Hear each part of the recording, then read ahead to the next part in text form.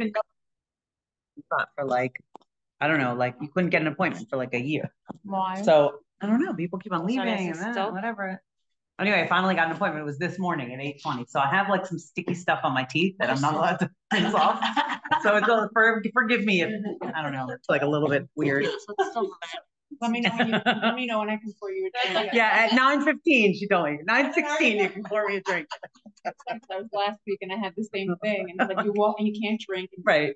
Right. I'm like, my lip is like getting caught. I'm like, oh, now I have to watch myself and everything. Can I share something that I was listening to the share last week? So it was something that I was. Wait, can I record this? I don't know. I don't know if it's worthy of recording. Yalla, it's part of our learning. Okay, hang on. Okay, good morning. Good morning. We are doing part 2 of Be'ata Titzabe. Okay, go ahead. So when you were talking last week about the crushing of the olives, right? I don't know why, like, it came into my mind, like, we were talking, like, how, like, it was this, like, change of, like, sushi type of a thing. And I thought the other time that we see crushing of something is when we start Shabbat, you also have to start with the oil, which is like the crushing of the olives. People do it, like, on olive oil. Then we do kiddush, which is the crushing of the grapes, and then it adds, and that's how you start the kiddush of Shabbat. Right. So I thought, like, you know, right. It's the concept of transformation, really. And that transformation doesn't only come through, you know, happy, like basically the way Hashem set up the world is that transformation always comes through breaking down and rebuilding, right? That's the idea of like a seed, right? In the ground, right? It cannot grow until it completely breaks itself up and appears as if it's totally destroyed. And then only then the new roots grow and the new growth can come from that. So yeah, and both olive oil and wine have the concept that the oil and the wine are much more valuable than the olives and the grapes, right, in and of themselves. And that's also like a lesson for us. And when we even think about last week, right, we spoke about the fact that he made kiddush like every week, even just on water. Yeah, like that's amazing, right? Yeah, it's crazy. Our holy chatufim are something else, mamash. I mean, no one should have to go through any of what they went through. No, but what that is so. It's so appropriate to bring that today. Okay, so you all have okay, that's okay. but basically I we're starting from Dalid, so I printed Dalid, Hey, and Vav, so I'm handing that out again. So you can all have the next sheet. Let me just make sure that I actually have it. Where did I put it? The first sheet has Dalid because we didn't get through it. But because we're starting from Dalid, I printed the second sheet starting with Dalid. Okay.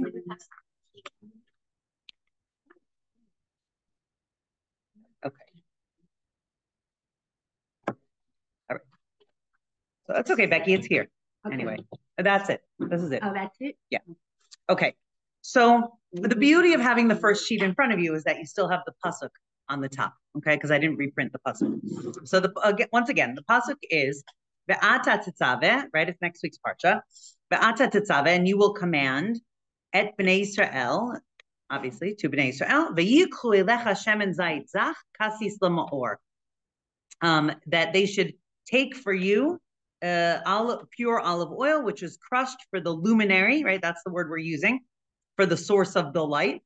Laha'alot ner tamid, to raise up the ner tamid. Okay, so last week, just to review, okay, we went through this concept that there were several questions, right? Why does it make it sound like Moshe Rabbeinu is actually commanding Am Yisrael, when obviously we know that all the mitzvahs come from Hashem?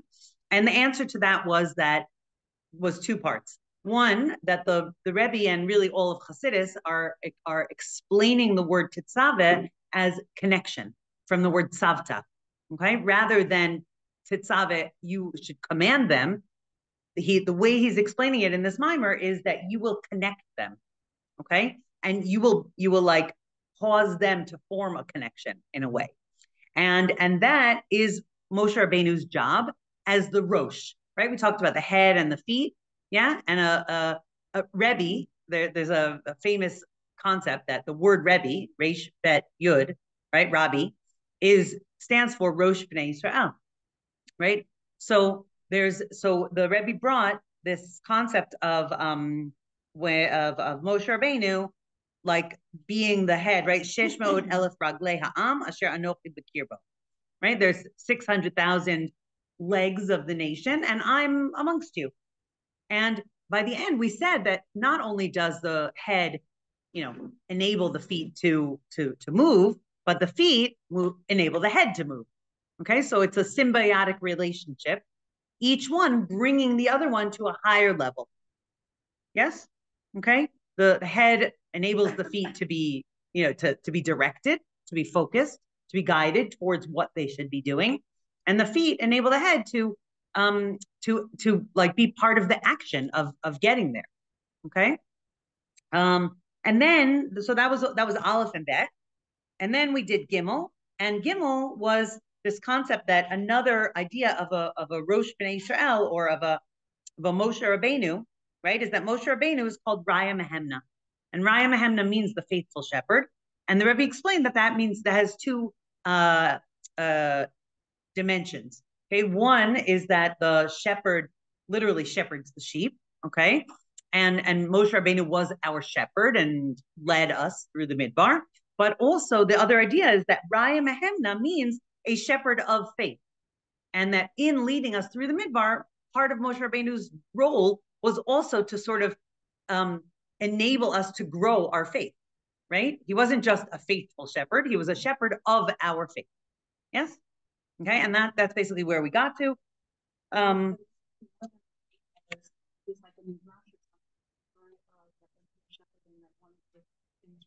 Right. And that he carries it on his shoulder. Right. That it right. wasn't just that he was a leader; it was that he was empathetic and he understood the people. Right. Right. So that's all contained in those two ideas. Right. Everyone felt very connected to him because he understood them. He was empathetic to them. Right. So it wasn't just like directing, go here, go there. No, he was a faithful shepherd, meaning he nurtured them in the way that they needed to be nurtured. But part of that is zan u'mefarnes emuna, right? That's the lashon that the Rebbe used. He sort of nurtured and fed and sustained their faith. You want to say something, Sarah? Okay. Okay, and the last piece that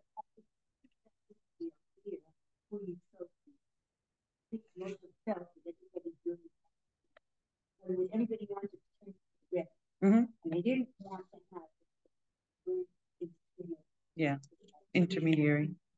Whatever that. Yeah. Okay. And I think before Yitzhak came, he really thought that he could do it. That he could do 24/7. That it was important to people to have him as their. But it was. We're not talking about like the individual mediation. So because you're right, on a daily basis, one person can't. So they said that, right? So one person can't, like, you have to delegate, but you have to be at the head of that. Okay, and it was important that was an essential piece of this puzzle, was that the people had to know that Moshe Rabbeinu was at the head of that. Okay, and the last thing we said before we finished was that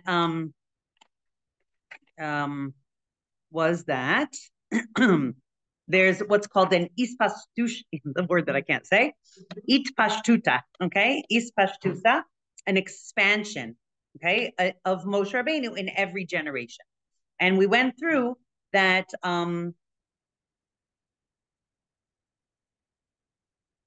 that Mordechai was the ispashtusa, the expansion of Moshe Rabbeinu in his generation. Okay, and part of that, like, role, part of what Mordechai enabled was that, right, there was a gezerah of Haman, but the gezerah of Haman was already, like, it was the physical killing of their bodies, right? And what it says is that Mordechai, like, rallied the troops, essentially. Okay, Mordechai, like, inspired them that they should keep on gathering. They didn't just wasn't just this one day of everybody's going to be killed. It was like a whole year leading up to that, and people didn't stop being Jews.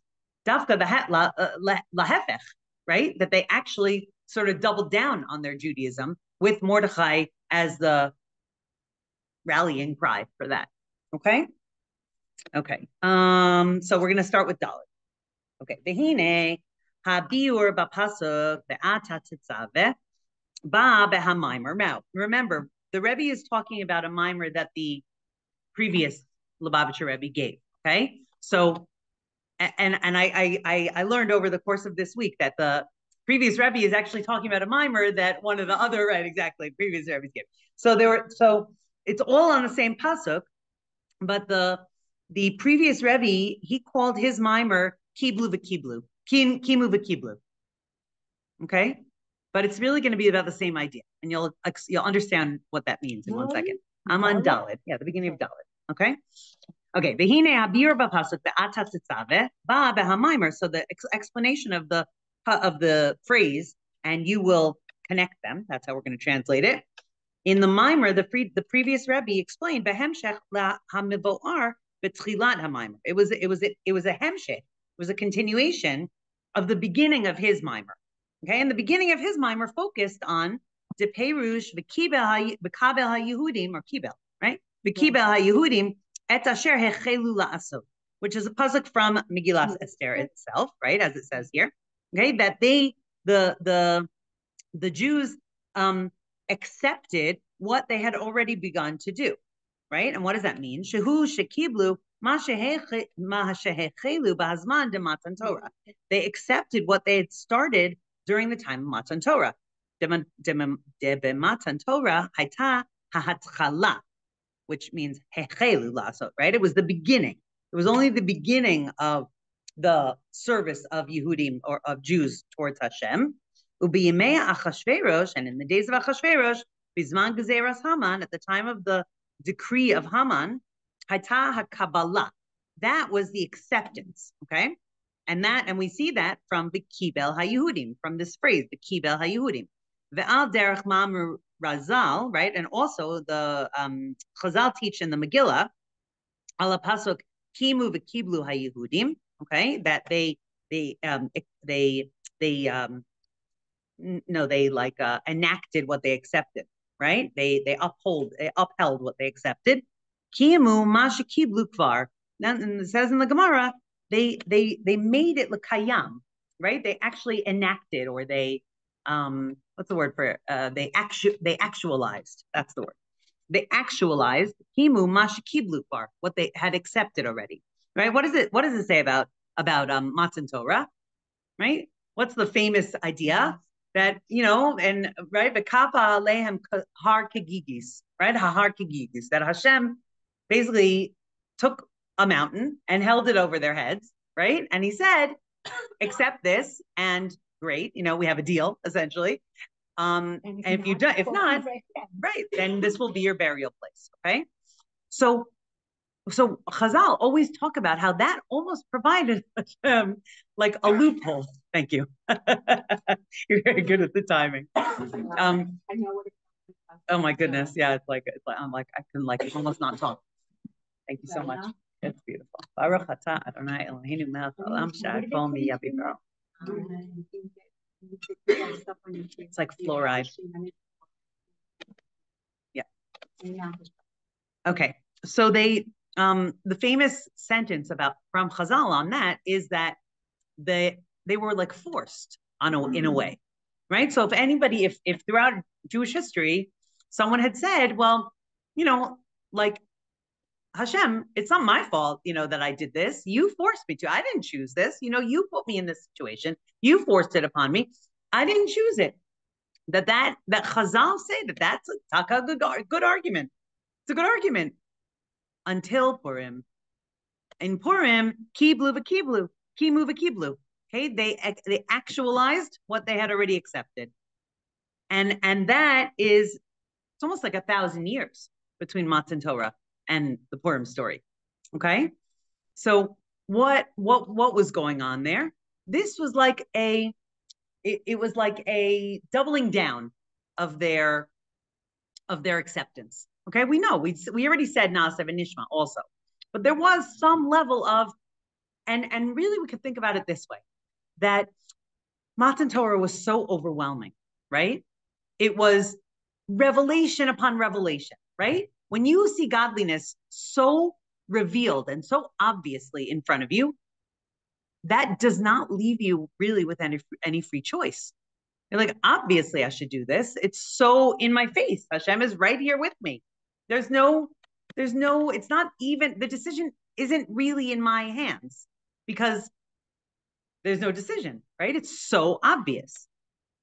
And at the time of the Purim story, it wasn't so obvious, meaning it was very dangerous for them to do what they did, right? Haman had a gezerah. Anybody that is Jewish is going to be killed. But even before that, there was like what we know, that the reason that the Purim story happens when it happens is because they were assimilating.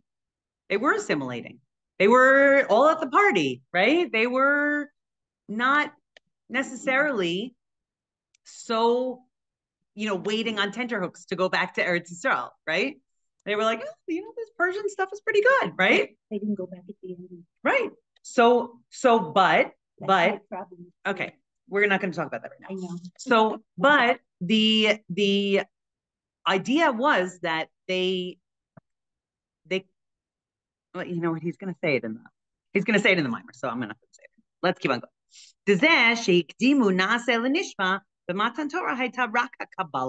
That when we said naaseh before we said nishma, right? That was some form of acceptance. But in the times of Achashverosh, that was us saying, like, not only are we going to do it, but we're actually going to do it. Like if you could say it, bring it to fruition. Yes, exactly. The time that Israel entered until this time. So what happens when you say to your child, empty the dishwasher, right? And your child doesn't empty the dishwasher. And then you say, empty the dishwasher or you can't go to the, movies, whatever, okay? And then the kid empties the dishwasher. Okay, so fine. The dishwasher got emptied, right? And he did it because, he wants to go to the movies. Later on, when the kid matures or your relationship changes or whatever, and you say, empty the dishwasher, and they say like, oh, my mom asked me to empty the dishwasher and this relationship is really, really important to me, I'm going to empty the dishwasher. That's the difference. Right, even before you ask. Right, you're right. You're absolutely right, okay? But meaning there's an evolution. It doesn't mean that they didn't keep Torah and mitzvahs. It's just that in their keeping Torah and mitzvahs, there was some level of like rote or like that it was because they were so influenced by Matan Torah, and it wasn't. You're absolutely right, actually, because they were so influenced by like, well, Hashem said that we should do this, right? And it was like that excitement and that inspiration kind of like lasted for many, many hundreds of years, and they were doing it. But there was one second, let me finish my sentence. But there was some level of, it's not coming from us. It's coming from Hashem. It's like we're still holding on to that inspiration from above, and it wasn't coming from below. And when it comes, when we're like, no, wait, this is our identity. That's when, and you're going to see that that's going to be developed in the next paragraph, right? It's another level. So, I mean, there's so many before, there's so, all of this, you have to understand sometimes I can plug it back into the story, but sometimes just a moment, a snapshot is really what we're talking about, right? Meaning the relationship between Am Yisrael and Hashem changed at that time, okay? Now, a few days later, the Yetzer Hara was, out and in full force, right? But Matan Torah doesn't take away from the amazing revelation at Matan Torah. It just showed Hashem, or it showed us really, that you actually can't function at a level, or we couldn't yet function at a level of it's all coming from Hashem, right? Because we hadn't actually changed, right? We were still slaves in Egypt. Because there was still this like very big koach of was a mindset. There was a very big koach of like us having a slave mentality still, right? And we know ultimately it took 40 years of wandering in the desert. And those people who left Mitzrayim actually were never able to really come out of it. But for that moment, they were. For the moment of Matan Torah. And that went in, and it went in deep. It didn't change them, but it continues to sort of like, develop through the generations. This actually taps into what you're saying. Because if you look at that time, and Moshe, yes, there are some Chazal that actually finding and things going on. It was all part of him being Manhi, like a leader. And because there was some sort of like lapse and some communication going on, that all happened. So it's not just that the Israel didn't listen, it was a lack of feeling secure, so they started to panic. And it was him as a leader, and how you say that you, as becoming a leader, you also have a responsibility. That was a lapse for him. But I think it's very important for us to understand to understand that Hashem, when Hashem created the world, right? He also thought like, okay, Adam and Chava are going to be, like this on this level. And ultimately, Adam and Chava had Chassidus teaches, right? And I think we've learned this, right? That on some level, the way that Adam and Chava were created was almost like angels. They were almost like angels, but they weren't. And they could have functioned at that level, but they themselves understood that that's not really what Hashem wanted. That really what Hashem wanted was this growth from below, right? This choice. And the way that Hashem had created them kind of disabled that. But he couldn't, Hashem he almost doesn't force that on us. We kind of like choose that ourselves in some way, right? It's a process of growth and development. The same way, I think the best example in the whole world, most tachlis example, is a baby, right? Like, why does a woman have to be pregnant for 9 months, right? Why can't it just be like, I want to have a baby. You want to have a baby? Great, there's the baby. Because there's something that happens during the time of development. Things take time. They take, it's a process. It's a journey. And, in our lives, we never, no matter how much we talk about it, we've been really talking about this for like 40 years now or something, how we have to appreciate the journey and not just the destination, right? But I don't think we ever really internalize, not just that that's like some nice meme, or like nice inspirational statement, but actually that it is the most essential part. The destination is almost like irrelevant. It's all the process, right? You have to have a destination because you have to know which way you're headed, right? Meaning the destination is birth, let's say, a baby, okay? So there has to be ultimately a destination. But like in month 3, to worry about the destination, it's like crazy. You got to be in month 3. You got to grow the, I don't know, whatever's happening at that point, You understand what I'm saying? Right? So Am Yisrael had this amazing revelation at Har Sinai, right? The same way that we all learned Torah before we were even born, right? What's that all about? And then the angel touches you and you forget it. Well, what was the point, right? No, the point is that you have a destination. Okay, so we had Matan Torah. That was sort of like, that becomes like almost like in some way the destination for all of time, right? But then that got taken away from us, meaning that level of revelation was unsustainable by those people, and it's not really what it was about. Okay, so Hashem took it, he took it back. The thunder and the lightning went away. Okay, and then the people had to sort of start growing it from the ground up, and that looked like Chet HaEgel, and then onward. Thousands of years later, here we are, right? We're still trying to grow that level of like personal strength, personal connection. Yeah. At some point in your life, when you're going through, you have that wow minute when it hits you. Right. That's what it's all about. Right. But it is a process. Right. Right. Absolutely. You can't state it. You can't. No, you can't stay there. You have to constantly be growing. So then you have another aha moment and another aha moment and another aha moment. But each time it like You like reorient, towards that new aha moment, towards that new destination. But you still can't look like that. In the daily world, you don't have that aha moment.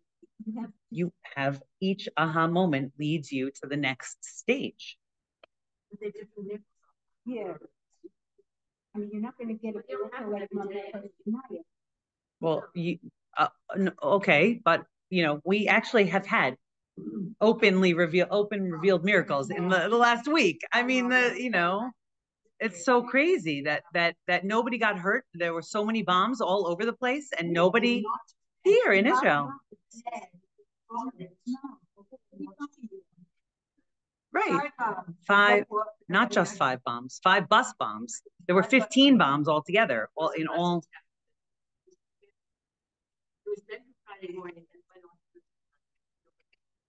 But and not only that, on one of the buses, a woman saw a suspicious chashud, right? And she told the driver, and the driver actually pulled over and let everybody out, drove the bus to the parking lot, the bus terminal, got out, and then the bus exploded. On Thursday night, dude.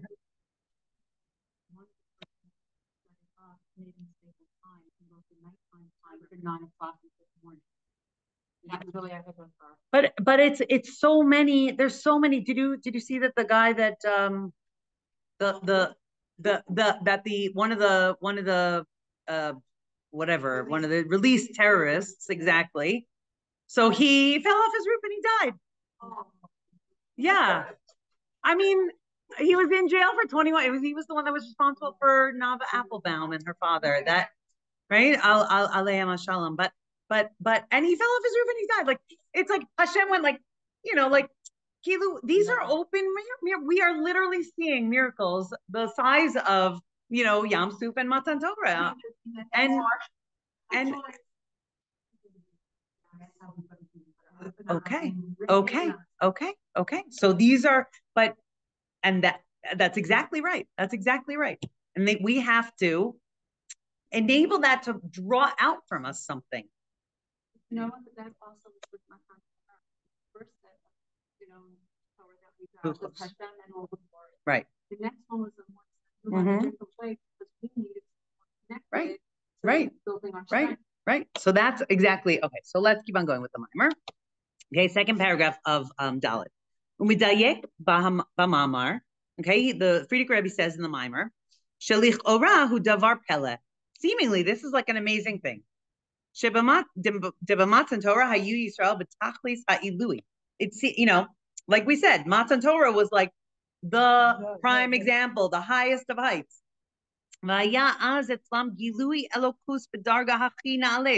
They had revelation at the highest levels, the most revealed godliness ever, right? Until now. And even before, like it was like a run up, a lead up to Matan Torah, right? They had the Makos and they had Kriyas Yamsuf, and then they had Matan Torah. It was like a miracle on top of miracle on top of miracle. Not just miracle, but literally like it says that they were so aware of Hashem, right? The maidservant saw a level of Hashem that even later, Nevi'im didn't see. Hagilui shaya b'yitzias Mitzrayim, b'frat b'kriyas Yamsuf, hine hagilui shaya b'shas Matan Torah, hayagilui na'ale od yoter. Okay, so not just it wasn't just like miracles. It was literally godliness that they saw in front of their eyes. Okay, it's a different entity that causes a different impact on the person. Ubiyamei Achashverosh hayu Yisrael b'tachlis hayirida, and that's such a weird thing because we're saying something that in the times of Achashverosh, the Jews were at the lowest point, right? And Matan Torah, they were at the highest point. And now here we have Jews at the lowest point. Denosaf, the Hahelim v'Hester shebechol galus, because in addition to the hiddenness of and concealment that happens in every galus, the whole galus hu bedugma galus Mitzrayim, like every galus is based on the model of galus Mitzrayim. Ukamoshe begalus Mitzrayim ksiv v'lo shamu el Moshe mikotzer ruach me'avodah kasha, and it says about galus Mitzrayim that they could not listen to Moshe Rabbeinu because they were of shortness of breath and the harshness of the labor, right? Al derech zeh hu b'chol galus. That's true of every galus, right? This is exactly what you just said, Devorah, that we choose to see the miracles, right? But there are many, many people in the world, or Jews even in the world, that don't see miracles. They're like, oh, that's amazing that woman saw the package, and and that, right? That's what, right? Or they made the mistake, exactly. To choose to have that, the concealment, like to hold on to the concealment rather than to push it aside and to see the godliness, right? But that's galus. That literally is the definition of galus, that you have a miracle happening right now. You have revelation of godliness right in front of your eyes and you don't see it, right? Because of a level of disconnection. Exactly. Sheyishnam kamam nisyonot b'kiyum haTorah v'amitzvos, right? And that in every galus, there are these tests in keeping Torah and mitzvahs, right? Now, it's important to say that the original mimer, the previous Rebbe's mimer, he said it in 1927, Purim 1927, okay? Now, Purim 1927 is right before he got arrested for, right? This is a Soviet government, communist government. And in communist Russia, keeping Judaism, and even worse, teaching Judaism, is absolutely illegal, okay? And teaching Judaism is absolutely illegal. So the previous Rebbe, when he said this original mimer, he literally was putting himself in danger. He's literally in this situation where he's speaking at, there were beautiful, magnificent shuls in Russia, right? And it's illegal to use them as shuls. Like anybody that goes there has their name written down, and they're on now a list, right, from the KGB.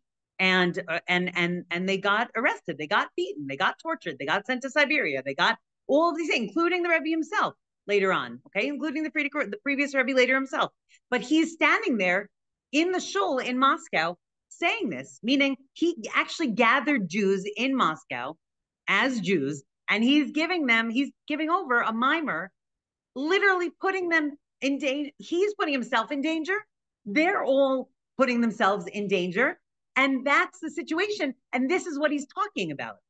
Okay, that in galus, there's this level of darkness and concealment that is the reality of galus. Yes. So what did they do? They left Russia, and they went to Brooklyn. They didn't come to Israel. They didn't come to Eretz. Well, I mean, in 1927, it was not. Yeah. Well. I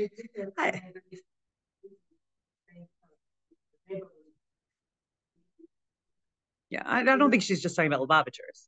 You're not talking about Lubavitchers. Okay. Yeah, let's not get into a whole. But here we go. Okay, in Gullus, but also it's important. I think it's important to say it's not like we're not in Gullus. We're in Gullus. We live in Eretz Yisrael, but we're in Gullus. It's not. I mean, if this is Geula, then I don't want any part. Okay, but we live in Gullus. The reality that we live in. Okay, it may be that the Geula is also processed. That's exactly right. So, but this is still Gullus. Okay.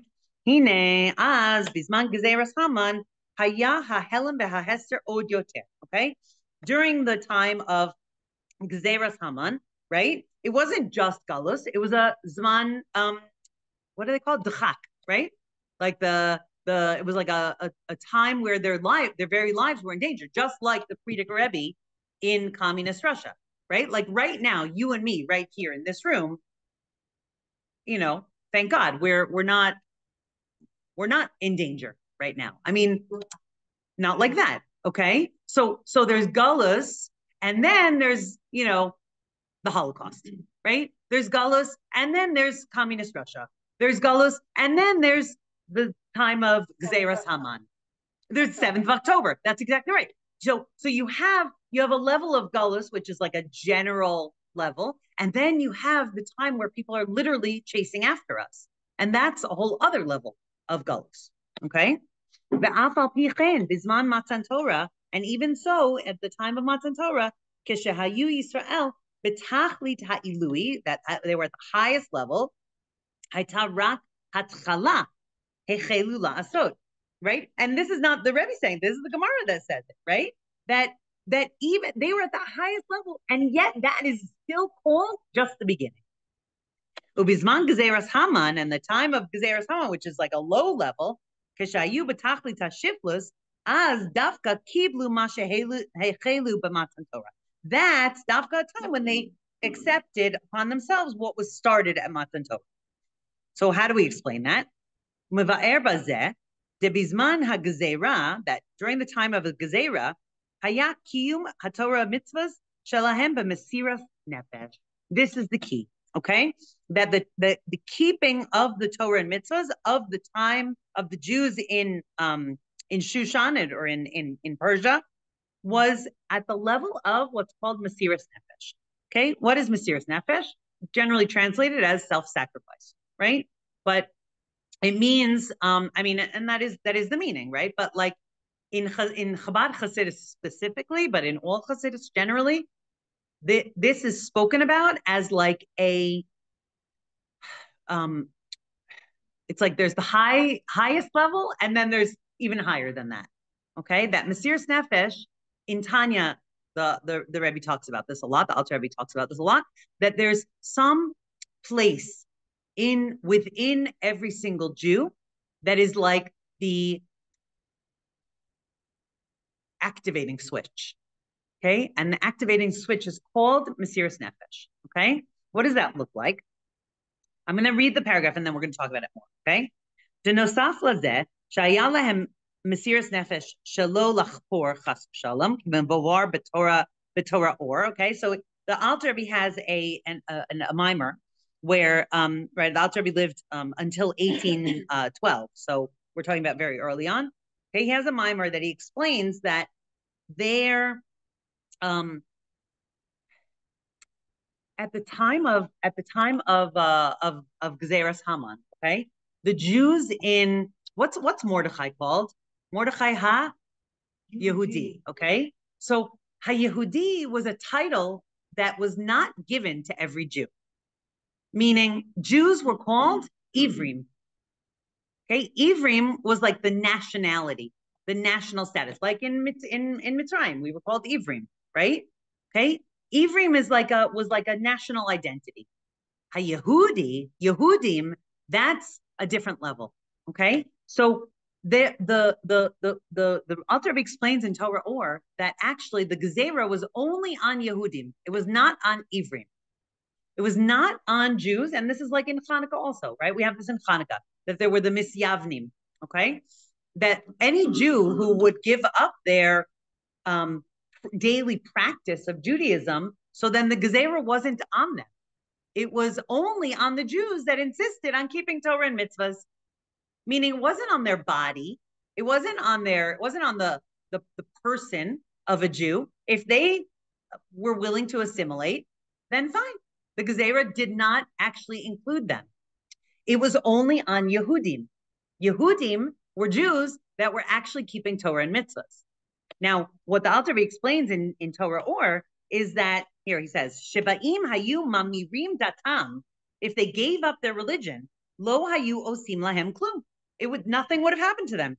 They were not physically in danger, right? Well, we always say that about the Holocaust, right? That the Holocaust was literally the first time in history where it didn't make any difference.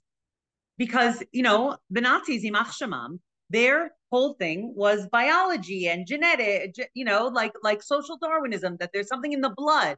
It's a racial thing. It's a blood thing. It's not a daily practice thing. So your parents could have converted. You could have been going to church since you were born. Doesn't matter. You can't convert out of Judaism because it's something that is deeper than your daily practice. The truth is that he was right. Yeah, that's exactly right. But what's so interesting, I mean, I find that fascinating that the biggest Russia, one of the biggest Rashaim to ever live, actually had the Nikudah of emes, of like that there's something different about Jews. And it has nothing to do with what we, with what we're wearing and what we're eating, actually, what we choose of our own volition. It actually has nothing to do with that. It's something that goes deeper than that. And it is something that no matter what you do, you cannot change that. And that's actually what we're going to go to here. This gezerah was only on those Jews that were called Jews. But,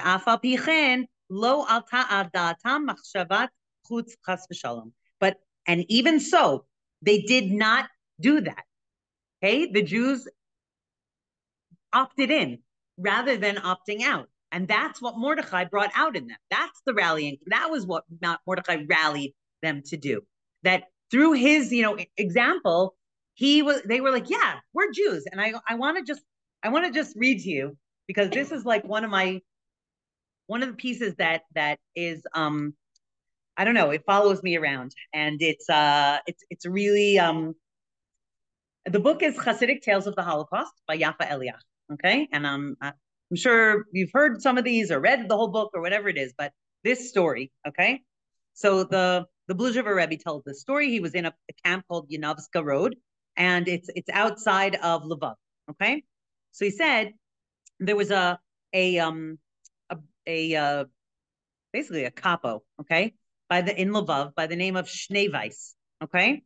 He had known the Bluzhever Rebbe, but but they come to Yanovska, and he didn't know that the Rebbe was actually in the camp yet. Okay, the season of the Jewish holidays was approaching. As the date of Yom Kippur was nearing, the fears in camp mounted. Everyone knew that the Germans especially like to use Jewish holidays as days for inflicting terror and death. In Yanovska, a handful of old-timers remembered that large selections on Simchas Torah and Purim. It was the eve of Yom Kippur. The tensions and fears were at their height. A few Hasidim came to the Rebbe of Bluzhev and asked him to approach Schneeweiss, who was Jewish, okay, but he was not a practicing Jew, okay? They asked him to approach Schneeweiss and request that on Yom Kippur, his group not be assigned to any of the 39 main categories of work, okay, malacha, so that their transgression of the law by working on Yom Kippur would not be a major one. The rabbi was very moved by the request of his Hasidim, and despite his fears, for he would have to disclose his identity, he went to Schneeweiss. He knew quite well that Schneeweiss did not have much respect for Jewish tradition. Even prior to the outbreak of World War II, he had publicly violated the Jewish holidays and transgressed against Jewish law. Here in Yanovska, he was a cruel man who knew no mercy. He was Jewish? He was Jewish. The capo was Jewish. He was the capo, right. They were not all Jewish. No, but no. With a heavy heart, the rabbi, most of them were not Jewish. I just want to set the record straight. But there were some that were Jewish. With a heavy heart, the rabbi went before Schneeweiss. You probably remember me. I am the rabbi of Pruchnik, Rabbi Israel Shvira. Schneeweiss did not respond. You are a Jew like myself, the rabbi continued. Tonight is Kol Nidre. There is a small group of young Jews who do not want to transgress any of the 39 main categories of work. It means everything to them. It is the essence of their existence. Can you do something about it? Can you help? The rabbi noticed that a hidden shiver went through Schneeweiss as he listened to the rabbi's strange request. He took Schneeweiss's hand and said, I promise you, as long as you live, it will be a good life. I beg you to do it for us so that we may still find some dignity in our humiliating existence. The stern face of Schneeweiss changed. For the first time since his arrival at Yanovska, there was a human spark in it. Tonight, I can't do a thing, said Schneeweiss. I have no jurisdiction over the night brigade. But tomorrow, on Yom Kippur, I will do for you whatever I can. The rabbi shook Schneeweiss's hand in gratitude and left. That night, they were taken to work near the Lvov cemetery. To this very day, the rabbi has scars from the beatings of that night. They returned to their barracks at 1 o'clock in the morning, exhausted, beaten, with blood flowing from fresh wounds. The rabbi was trying to make his way to bed. I'm going to skip this part. Okay, they actually say Kol Nidre, and there's a lot of crying. And okay, in the morning, the rabbi and a small group of young Hasidim were summoned to Schneeweiss's cottage. I heard that you prayed last night. I don't believe in prayers, Schneeweiss told them. On principle, I even oppose them. But I admire your courage, for you all know well that the penalty for prayer in Yanovska is death. With that, he motioned them to follow him. He took them to the SS quarters in the camp, to a large wooden house. You fellows will shine the floor without any polish or wax, and you, Rabbi, will clean the windows with dry rags so that you will not transgress any of the 39 major categories of work. He left the room abruptly without saying another word. and he goes on, he says that they're polishing, they're cleaning, they're davening like quietly amongst themselves. He says, the floor was wet with our tears. You can imagine the prayers of that Yom Kippur. At about 12 noon, the door opened wide, and into the room stormed 2 angels of death. SS men in their black uniforms made their names be obliterated. They were followed by a food cart filled to capacity. Noontime, time to eat, bread, soup, and meat, announced one of the 2 SS men. The room was filled with an aroma of freshly cooked food, such food as they had not seen since the German occupation. White bread, steaming hot vegetable soup, and huge portions of meat. The tall SS man commanded in a high-pitched voice, "You must eat immediately, otherwise you will be shot on the spot." None of them moved. The rabbi remained on the ladder, the Hasidim on the floor. The German repeated the orders. The rabbi and the Hasidim remained glued to their places. The SS men called in Shnei Weiss.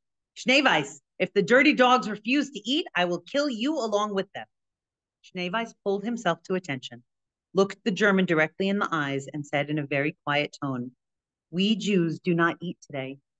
Today is Yom Kippur, our most holy day, the Day of Atonement." "You don't understand, Jewish dog," roared the taller of the 2. "I command you in the name of the Führer and the Third Reich, eat." Shnei Weiss composed his head high, repeated the same answer. "We Jews obey the law of our tradition. Today is Yom Kippur, a day of fasting." The German took out his revolver from its holster and pointed it at Shnei Weiss's temple. Shnei Weiss remained calm. He stood still at attention, his head high. A shot pierced the room. Shnei Weiss fell. On the freshly polished floor, a puddle of blood was growing bigger and bigger. The rabbi and the Hasidim stood as if frozen in their places. They could not believe what their eyes had just witnessed. Shnei Weiss, the man who in the past had publicly transgressed against the Jewish tradition, had sanctified God's name publicly and died a martyr's death for the sake of Jewish honor. Only then, on that Yom Kippur day in Yanovska, said the rabbi to his Hasidim, did I understand the meaning of the statement in the Talmud, even the transgressors in Israel are as full of good deeds as a pomegranate is filled with seeds. That's called Mesiras Nefesh. And that's actually what we're going to be talking about in this paragraph, because he says, let's go back here. Okay, so we're on the 3rd line down. None of them, right? Kilo alta al datam machshavat chutz chas v'shalom. None of them like opted out, like I said before. Hayalahem mesiras nefesh gam al kiyum haTorah mitzvahs. They had mesiras nefesh also to keep Torah and mitzvahs, to keep on doing things, not just like to go into hiding or something like that, right? Or to convert or to do anything. They literally gathered and publicly kept Torah and mitzvahs.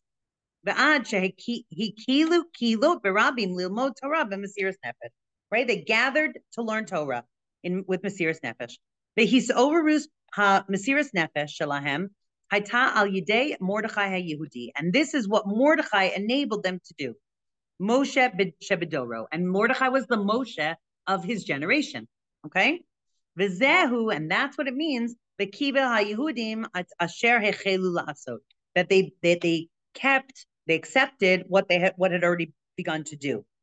Deba Matan Torah hayta rak hatchala ubizman gezeras Haman hayta kabbalah. Right, the Matan Torah was the beginning, and gezeras Haman was the acceptance. Ki al yedei shayalahem as mesiras nefesh b'poal, because their active mesiras nefesh al Torah and mitzvahs nitalu be'inyan zeh. It raised them up with this in this place, in this point of Mesiras Nefesh. It raised them to an even higher level than the generation of Matan Torah. And that's why, that's when the Kabbalah was, as it says, the Kibel HaYehudim. Okay, they're even higher than Matan Torah in the realm of Mesiras Nefesh. That Am Yisrael at the time of Matan Torah had no Mesiras, there was no danger to them. They were standing there. There was this amazing revelation. They merited that, and they had the, there was all this idea of like, the 3 days of preparation, and all the Yetzer Hara was sort of like purified out of them, right? But they didn't have this piece of Mesiras Nefesh. And this piece of Mesiras Nefesh comes from a different place in the soul. Can I tell you something? Yeah. It's funny. Now it makes a lot of sense. My father was very close to Jewish. When he came to America, his father passed away when he was 17. Jewish Rebbe practically based my father. Amazing. But it was difficult for my father. Very difficult life. But he was very, very strict about keeping the things that you have to.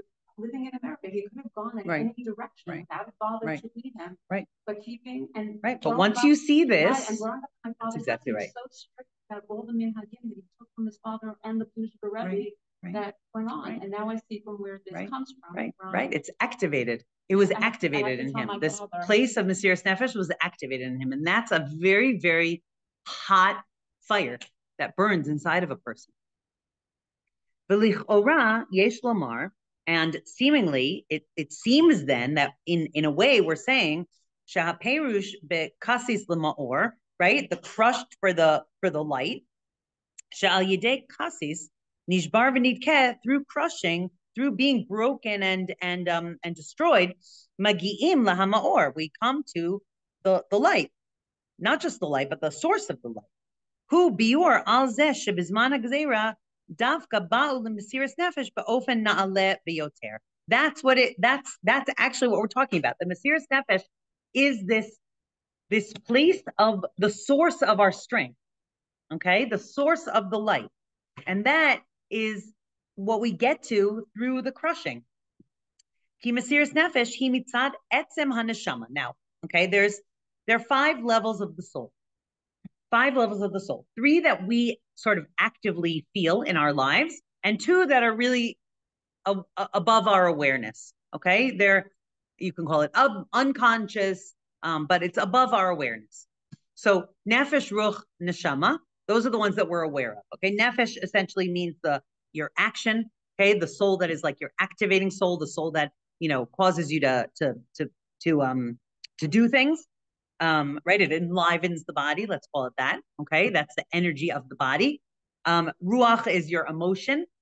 Okay, the way that where we feel emotions, and neshama is your intellect. Okay, that there's this like a certain level of like will or rationality. Okay, and then there's chaya and yechida. Okay, now in for some reason in these maimarim, and everyone says this, and no one knows why. In these maimarim, the Rebbe is talking about chaya and yechida, but he uses different names for them. Okay, so the name for yechida is etzem haneshama.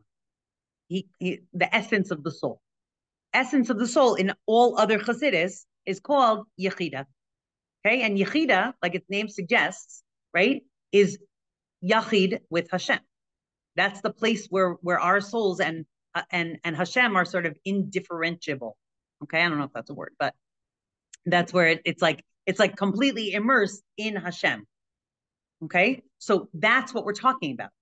That Mesiras Nefesh, a moment of Mesiras Nefesh, is like an opening of that, is an awareness of that. We don't normally have an awareness of that connection to Hashem, but that's exactly right. That's exactly right. So that crushing, kasis, opens that doorway, right? When they're crushed in those girls, I mean, aside from Agam Berger, right, who had already decided to start keeping Shabbos before she went into captivity, the other 4 girls had not. The other 4 girls didn't have a connection really to their to davening and to all these things, and they did it. They started with her in captivity. Right. Right. Isn't that amazing? Because that's a place in that place of Mesiras Nefesh. That 1 second, in that place of Mesiras Nefesh, that's where that doorway is open. You feel that connection, and when you feel that connection, that becomes your source of life. So in those saying of Tehillim, in that moment where he said, no, it's Yom Kippur, we don't eat, that's actually where he felt alive. That's where he felt Hashem's presence. That's where he felt that connection, right? That's what causes those Right. It is devastating. But it's a way of looking, meaning it's our reality. 1000%. Meaning it is a place of healing, not for the future, but for that moment. It's a place of life. Right? Meaning that's, I don't know if they thought that I don't know if you would call it healing, because that's like for, I'm going to do this and then I'm going to, move on from there. But I think in captivity is like you're dwelling in that place of connection. But who knows what? But you're not thinking in that. See, that's the thing. Mesiras Nefesh only. It's like not. There's no gaze to the future, in that mode of Mesiras Nefesh. It's all about right now. Yeah. Isn't that amazing? And so that's what's happening. And again, you have to always keep in mind that this is based on a mimer that the previous Lubavitcher Rebbe is giving to people who are literally in this situation. As he spoke, they were in this situation. Yeah. Nitgale etzem haneshama. So that gets revealed. That connection gets revealed. Ma'or. Okay, and that's in this pasuk. That's what the word ma'or is a reference to that. Aval mehemshech the seder ha'inyanim be'amamar she'aperush b'kasis la'ma'or ba la'acharei ha'inyan deraya mehemna. But he says that part of the job of the Moshe of the generation, right, is this concept like that. The kasis la'ma'or comes about sort of through them. I'll explain in 1 second. Mashma the inyan kasis la'ma'or shayach gam lazeh shemoshe zan maparnis. So he's going back to what the job is of a leader, okay? That Moshe Rabbeinu was shayach, meaning he was connected to the concept of kasis l'ma'or, because he's the one that is sort of like keeping the embers glowing, right? Meaning if the embers are still glowing, like Shnei Weiss lived in a Jewish community, right? And maybe it was Rabbi Spira that ignited that in him, exactly. And that's what he's saying, that there has to be some manhig, some catalyst. Yes. Okay. Some catalyst. Now hold off on your questions of like, who was the catalyst for the Chatufim right now? Because that's actually where he's going to go. Okay. Because I want to end just to give you like a glimpse of the future, because I don't know if we're going to finish it. Okay. But one of the things that the Rebbe was saying, and the Rebbe gave this, remember that this was the last mimer that the Rebbe gave out before his stroke, okay? One of the things that the Rebbe is going to say is that phrase, ispashtusa de Moshe Rabbeinu, in every generation, that expansion, that ray of Moshe Rabbeinu in every generation. So in the generation of Mordechai, it was Mordechai, okay? In the generation of the previous Rebbe, the Rebbe's going to say it was the previous Rebbe. In the, it was the Baal Shem Tov, it was the. And then the Rebbe says, and now it's actually in all of us. It's actually in all of us.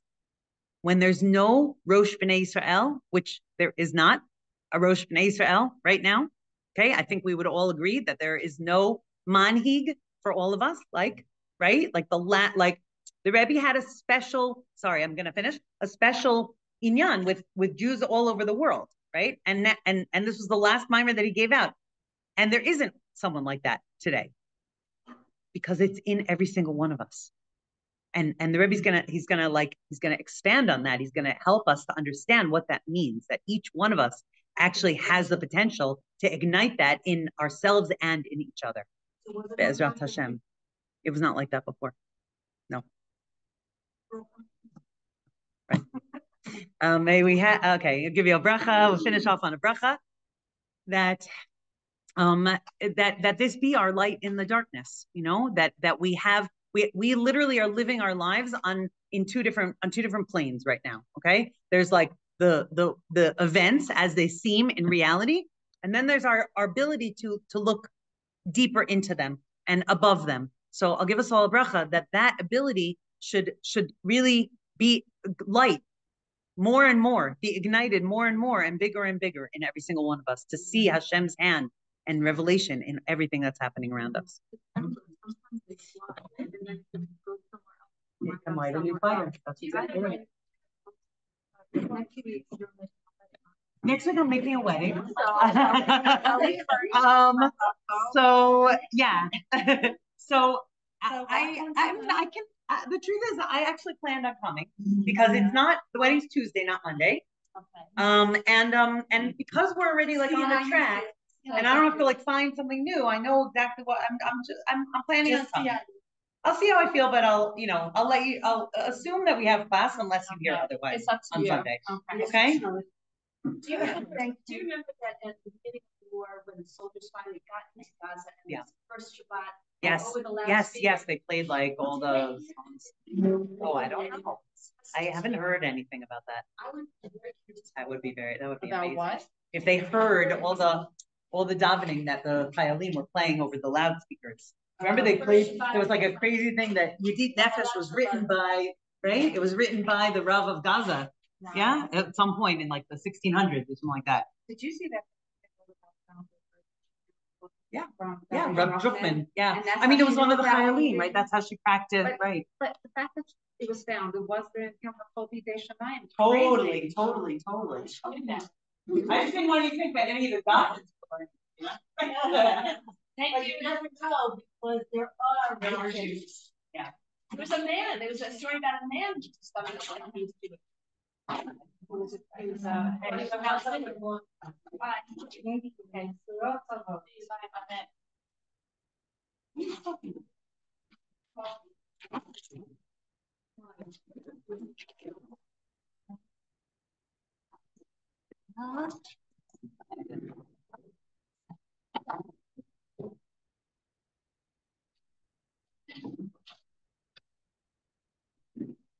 מה נשמע?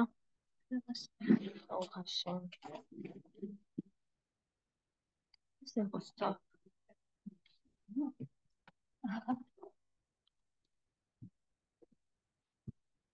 Anybody think it's